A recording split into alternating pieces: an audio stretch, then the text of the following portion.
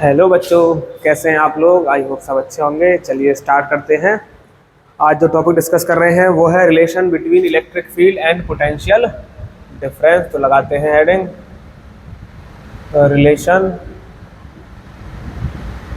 Between electric field and potential difference.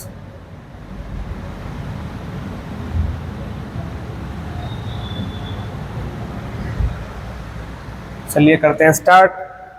Suppose हमारे पास एक plus Q charge है जिससे इलेक्ट्रिक फील्ड बनना है अवे फ्रॉम द चार्ज। ये है डायरेक्शन ऑफ इलेक्ट्रिक फील्ड।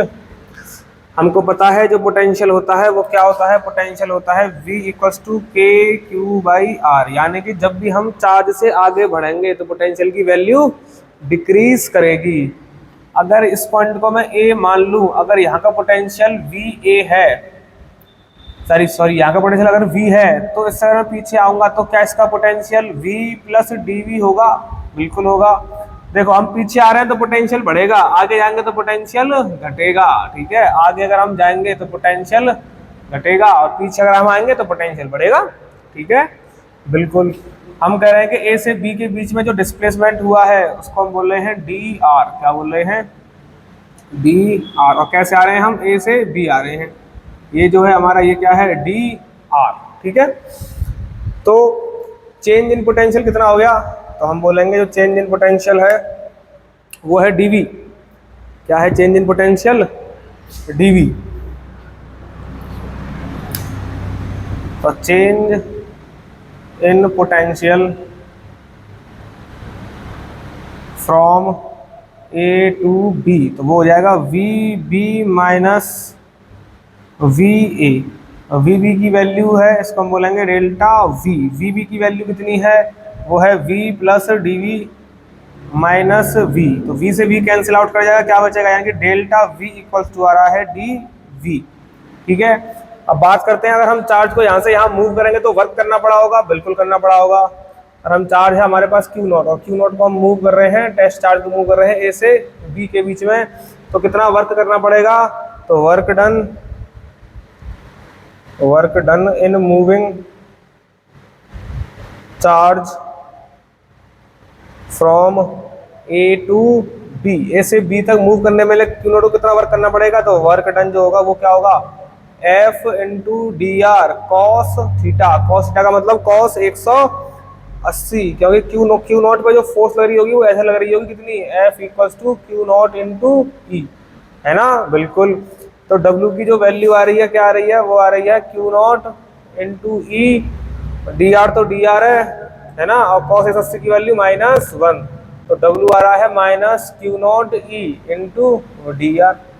ठीक है, हमको पता है पोटेंशियल डिफरेंस का फॉर्मूला क्या होता है। तो पोटेंशियल डिफरेंस होता है वर्क डन अपॉन Q0। तो पोटेंशियल डिफरेंस जो हो गया वो क्या हो गया? Work done in bringing charge from A to B upon Q0। ये भी कौन सा वर्क डन है? A से B में, तो A भी बोल सकते हैं इसको work done A to B, है ना? क्या बोल सकते हैं इसको? Work done from A to B।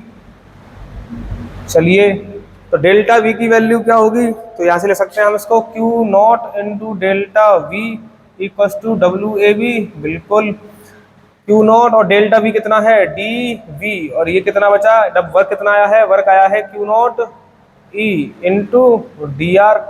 Q0 से Q0 को कैंसिल कर सकते हैं, और ये माइनस लग रहा है इसमें आगे, तो माइनस लगा दो, तो ये आ रहा है DV equals to minus E DR। इसी को हम बोलते हैं E equals to minus DV by DR। ये हो गया relation between electric field and potential difference. ये जो टर्म लिख रही है DV बाई DR, ये जो टर्म है DV बाई DR, इसी को बोलते हैं पोटेंशियल ग्रेडियंट। क्या बोलते हैं इसको? Potential gradient. देखो यहाँ से इलेक्ट्रिक फील्ड की एक और यूनिट आ सकती है, जैसे कि देखो इलेक्ट्रिक फील्ड की यूनिट आ जाएगी, देखो वोल्ट की, सॉरी पोटेंशियल डिफरेंस की यूनिट क्या होती है? वोल्ट, है ना? और डिस्प्लेसमेंट या डिस्टेंस यूनिट क्या होती है? मीटर। तो यहाँ से इलेक्ट्रिक फील्ड की हमको एक और यूनिट मिल रही है जो कि होती है वोल्ट पर मीटर। ठीक है, क्या होती है, वोल्ट पर मीटर, यानी कहीं पर अगर वोल्ट पर मीटर दिया हुआ है तो वो क्या है, इलेक्ट्रिक फील्ड है ना। एक और यूनिट मिल गई हमको इलेक्ट्रिक फील्ड की। यानी कि रिलेशन क्या बता रहा है, रिलेशन बता रहा है कि किसी पॉइंट का जो इलेक्ट्रिक फील्ड होता है ना, किसी पॉइंट का जो इलेक्ट्रिक फील्ड होता है वो उसके नेगेटिव पोटेंशियल ग्रेडियंट के बराबर, उसी पॉइंट के नेगेटिव पोटेंशियल ग्रेडियंट के बराबर होता है। ठीक है, ये रिलेशन क्या बता रहा है हमको कि किसी भी पॉइंट का इलेक्ट्रिक फील्ड उस पॉइंट के नेगेटिव पोटेंशियल ग्रेडियंट के बराबर होता है। ठीक है, चलिए नोट कर लीजिए इसको पॉज करके, फिर बढ़ते हैं आगे।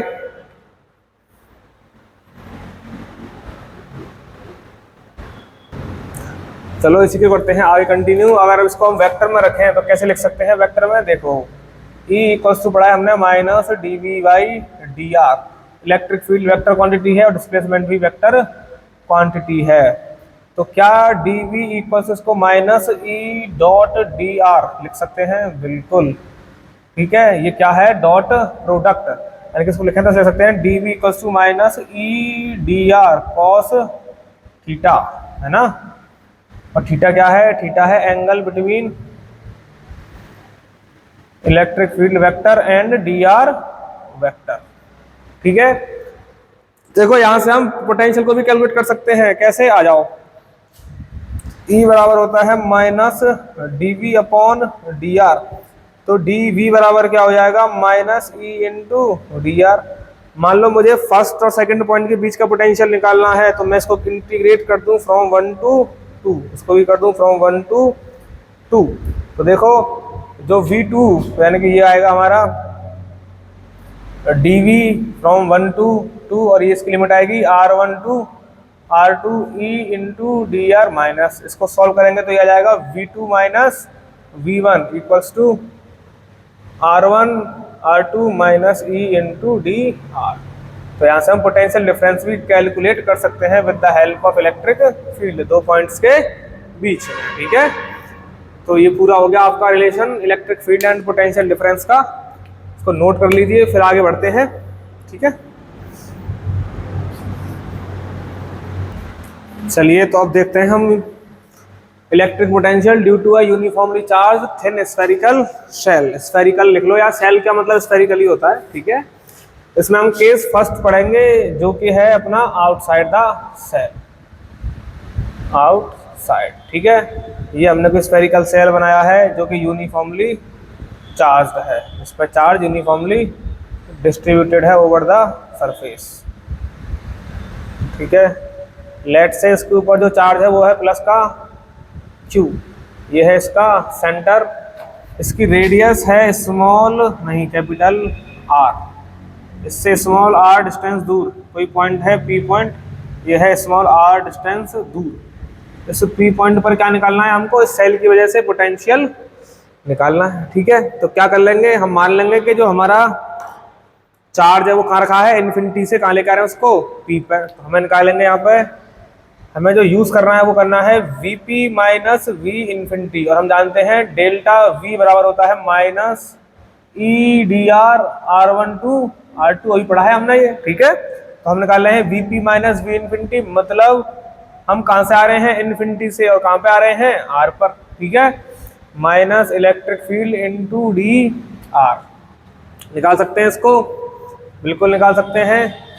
तो देखो V एट इन्फिनिटी 0 होता है, तो Vp इक्वल टू क्या हो जाएगा, minus infinity to R E dot dr। इस P पॉइंट पर इलेक्ट्रिक फील्ड क्या होगा, वो होगा KQ/R स्क्वायर। तो इलेक्ट्रिक फील्ड एट P होगा KQ/R स्क्वायर, पुट कर देंगे इसमें, तो Vp इक्वल हो जाएगा minus KQ/R square and limit sorry KQ/R square dot dr, limit is from infinity to R। ठीक है, तो Vp इक्वल हो जाएगा माइनस KQ, बाहर आ जाएगा, क्या बचेगा, 1 upon R square dr infinity to R, है ना। चलो अब हमें पता है 1 अपॉन R स्क्वायर का इंटीग्रेशन क्या होता है, मैंने बताया था आपको पहले भी, 1 अपॉन R स्क्वायर का इंटीग्रेशन जो होगा वो होगा माइनस के 1 अपॉन R। कैसे बताया था, वही बताया था मैंने आपको वीडियो में, उसको देख सकते हैं आप लोग।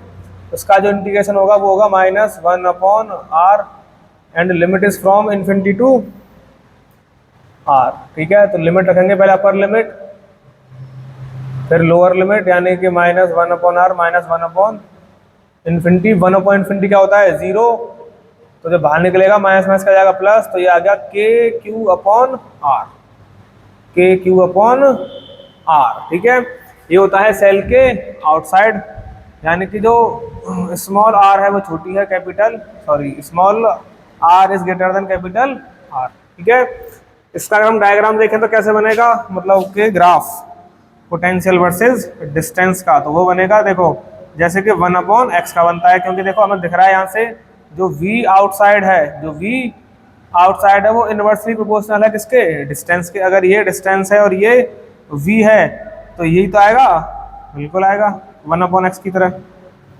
ठीक है, तो ये बनता है इसका ग्राफ।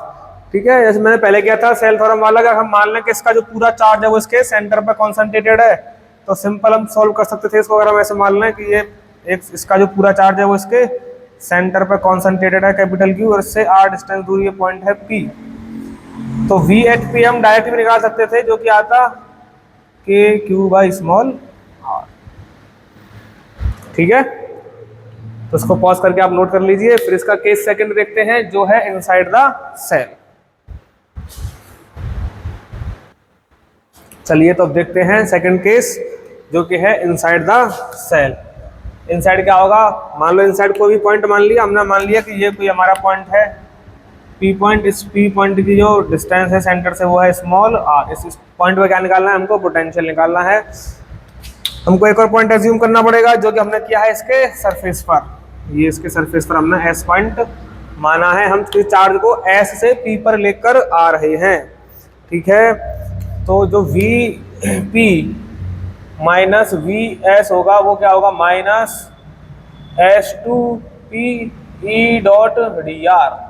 देखो क्या अंदर कोई भी चार्ज है, कोई चार्ज नहीं है। जब कोई चार्ज अंदर नहीं है तो क्या electric field at point S 0 होगा, बिल्कुल 0 होगा।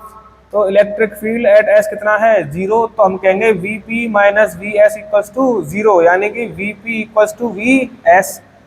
क्या हम सरफेस पे पोटेंशियल निकाल सकते हैं, बिल्कुल निकाल सकते हैं। जैसे हमने भी आउटसाइड निकाला था, क्या V आउटसाइड जो था वो क्या था, वो था कैपिटल KQ/r।